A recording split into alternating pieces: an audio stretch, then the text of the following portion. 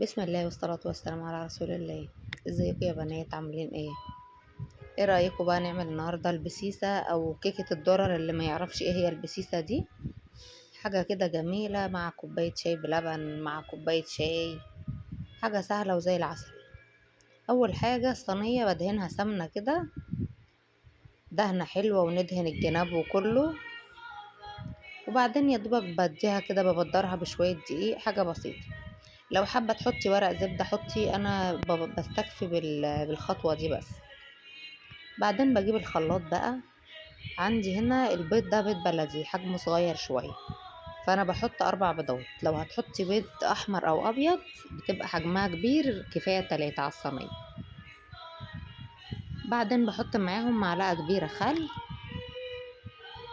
وبحط معاهم مج كده سكر. المج ده اللي انا بعاير بيه كل حاجة، المج اللي في كل البيوت ده تقريبا بيبقى سعته 250 مللي. بعدين بحط معاهم ربع معلقة ملح، وننزل بقى عليهم بكوباية مليانة حليب يكون كامل الدسم.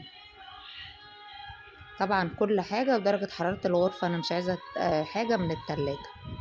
ودي بقى كده سر الصفار بتاعها. لما بنشتريها يا دوبك بحط ربع معلقة كركم، ربع معلقة صغيرة، وبجهز كده بقى المج بتاعي 3/4 زيت على سمنة. عايزة تعمليه زبدة، عايزة تعمليه زيت على زبدة، زي ما انت عايزة. انا بحب اعمله خليط من ده ومن ده، 3/4 الكوباية.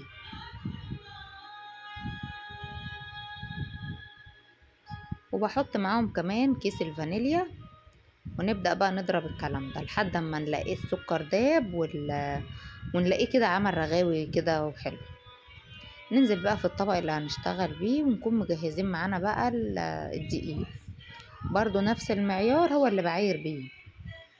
بتاخد كوباية واحدة دقيق ذرة، يعني الكمية الأكتر بتبقى ذرة، هو مج واحد اهو دقيق ذرة. وبنزل عليه بعد كده بكيس البيكنج باودر اللي هو 16 جرام. بعد كده بقى احط معاه الدقيق الزيرو العادي، ببدأ بمج، وبيبقى مجهزة عندي كمان نص. النص الأخير بقى بنزوده حبة بحبة، علشان برضو مش كل الدقيق بيشرب نفس السوائل، علشان ما تطلعش منك تقيلة أو حاجة. يبقى أنا كده دوبت مج الدقيق الذرة ومج الدقيق الزيرو، وهتاخد معايا كمان النص مج. زي ما انت شايفة كده اهو، طريقتها مفيش اسهل من كده، ولا مضرب كهربا ولا حاجة. عايزة تعمليها كلها بالمضرب اليدوي كمان وتستغني عن الخلاط عادي، لحد ما نوصل بقى للقوام المطلوب اللي هو ولا تقيل ولا خفيف، قوام الكيكة المعقول.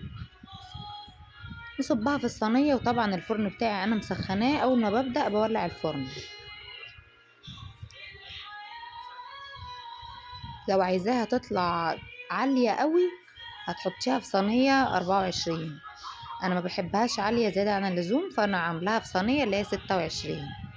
زي ما انت شايفة كده، يدوبك بديها خبطة واحدة، دخلها بقى في الفرن الرف التاني على طول، يعني ولا تبقى مباشر للنار ولا من فوق، في النص كده.